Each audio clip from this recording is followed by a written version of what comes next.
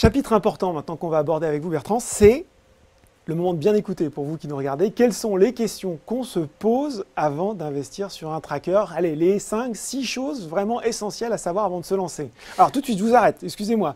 Il y a deux questions qui reviennent très souvent et qui sont revenues très souvent pour les internautes qui nous regardent.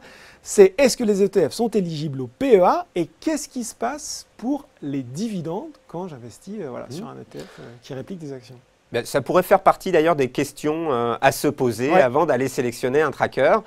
Ce n'est pas les questions principales, mais je vais y répondre. Je vais commencer par là. Oui, vous pouvez loger des trackers dans votre contrat d'assurance vie, si la compagnie d'assurance a référencé ces produits dans le contrat que vous détenez. Vous pouvez les loger dans votre compte titre ordinaire et vous pouvez également les loger dans votre PEA si le tracker est éligible au PEA. Donc c'est très simple pour consulter l'éligibilité d'un tracker au PEA. Il faut aller sur le site du promoteur d'ETF et vous avez une petite case qui est cochée, éligibilité au PEA, oui, non. Bien comprendre, c'est pas systématique. Hein. C'est pas systématique. Regardez avant d'investir. Oui, voilà. On a un peu plus de 2/3 de notre gamme qui est éligible au PEA. Tout ce qui est euro, Europe, vous savez que dans le PEA, on peut loger les actions européennes. Donc tout ce qui est indice actions euro et indice actions européennes, tous nos ETF sont éligibles au PEA. Après, quand on s'éloigne de l'Europe et qu'on veut investir sur les marchés émergents ou sur les marchés américains ou la Chine ou le Japon, là, on va retrouver certains trackers qui sont éligibles au PEA et d'autres qui ne le sont pas. Mais on peut tout à fait décider de diversifier son PEA au-delà de l'Europe. Bon, en tout cas, je retiens qu'on regarde bien au cas par cas avant d'investir. Donc, l'autre grosse session, c'est sur les dividendes. Sur les dividendes. Ouais. Alors, oui, c'est une question. C'est une bonne question, ça. C'est une bonne question aussi. Comment on faisait les dividendes. Alors, les dividendes, ça dépend. En fait, c'est soit on est sur une part C. Alors, la part C, ça veut dire capitalisation. C'est important parce que quand vous allez vous retrouver face à des fiches produits, souvent, on ne met pas le nom en entier. On va retrouver juste type de part. C'est un peu obscur, il faut le dire. Donc, C, ça veut dire capitalisation. Ça veut dire que les dividendes sont capitalisés au sein même du tracker. Donc, vous les recevez, mais plus dans votre placement, ils ne sont pas distribués à côté de la performance. Ils font partie intégrante de la performance. Ils sont englobés dans la performance du tracker. Donc ça, c'est les parts C. Et puis, vous avez des parts D. Donc D pour distribution. Et là, on peut décider d'aller choisir un ETF qui distribue, un tracker qui distribue les dividendes, parce que voilà, on aime bien toucher de façon annuelle les dividendes. Après, il faut voir le traitement fiscal du dividende par rapport aux plus-values. Mais on a aussi des trackers qui distribuent. Et là, vous verrez par type de part D. Donc après, à l'investisseur, non, on n'a pas toujours le choix. De temps en temps, c'est une part C qui est proposée. On ne propose pas de part D. Pourquoi? Parce que le dividende historique n'est pas suffisamment élevé pour pouvoir proposer la distribution d'un dividende. Des fois, il n'y a qu'une part D qui est proposée.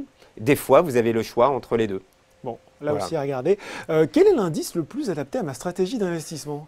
C'est une bonne question ça aussi. Comment on choisit? C'est peut-être là où arrive l'optique de diversification de son placement un peu, on va aller chercher. Voilà, la première question à se poser avant d'investir sur un tracker, c'est où est-ce que je veux investir mon argent et à quel type de risque je suis prêt à m'exposer.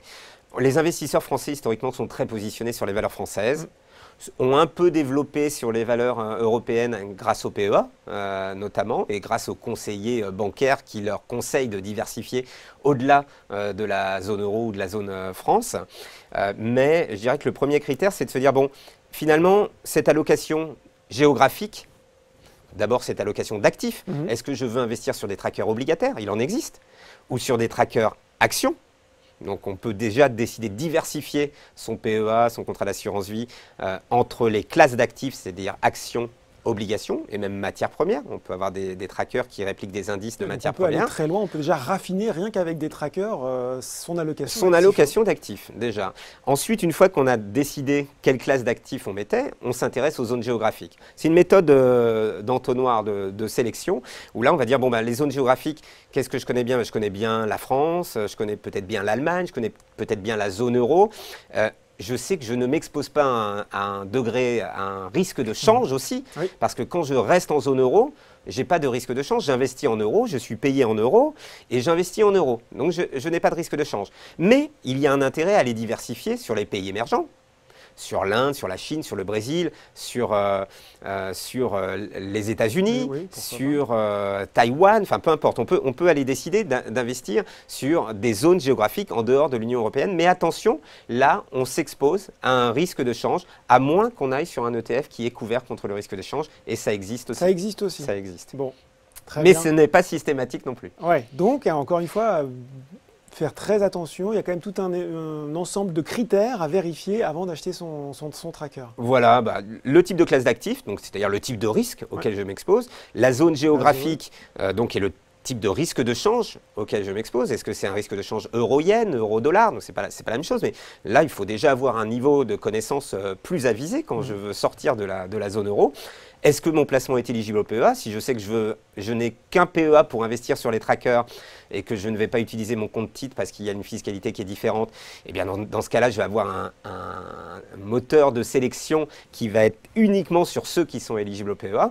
Sur les dividendes, vous en parliez tout à l'heure, si je veux absolument toucher les dividendes, on va sur des parts D et on va sur des parts distribuantes ou de distribution. La liquidité, évidemment, là, quand j'investis quelques milliers d'euros, à la limite, je vais toujours trouver la liquidité en face de moi, c'est-à-dire des quantités à l'achat et à la vente avec un spread plus ou moins serré. Mais si je veux investir des grosses sommes, il faut s'intéresser à la liquidité de l'indice. Donc, dès lors que je suis sur des indices très connus, la liquidité, il n'y a pas de souci. Il n'y a pas d'enjeu. Et puis, je dirais aussi, quel est le temps? Une question aussi qu'on n'a pas mise ici, une réponse en tout cas qu'on n'a pas mise ici, c'est quel est le temps que je suis prêt à consacrer? Ouais. On n'en parle pas assez du temps personnel qu'on investit à suivre, à bien sélectionner. Soit je confie mon portefeuille à un spécialiste, et là c'est ce qu'on appelle un mandat de gestion, je vais mandater un professionnel pour qu'il gère à ma place, et dans ce cas-là la question du temps ne se pose pas, soit je m'en occupe moi-même. Bon, certes, un tracker n'a pas vocation à faire des allers-retours dans la journée. On ne va pas faire du day trading a priori. Non, on ne fait pas du day trading avec des trackers. Donc, on est plutôt censé les conserver plusieurs années. La durée d'investissement minimum recommandée sur un tracker action, elle est de 5 ans. Donc déjà, on part normalement. Ça tombe bien si vous avez un PEA au bout de 5 ans. Voilà. Si vous êtes avantagé. Donc, mais il faut quand même se poser la question de savoir est-ce que j'ai le temps de m'en occuper. Ça peut être que quelques minutes par jour. Mais quelqu'un qui dira non, mais moi, je n'ai pas le temps du tout. Il ne faut pas qu'il s'amuse à faire sa propre allocation d'actifs. C'est une question qu'on a reçue aussi, Bertrand. Comment on les suit en bourse? On a envie de dire on les suit comme des actions au final. On regarde la variation des cours. Voilà, vous regardez la variation du cours sur votre site Boursorama et puis vous allez retrouver le prix achat-vente, les caractéristiques principales sur la fiche produit du tracker. Et puis après, si vous êtes client, vous avez un petit bouton achat-vente et là, vous allez directement sur la fiche valeur pour acheter ou vendre l'ETF. Exactement comme pour une fiche valeur d'une action.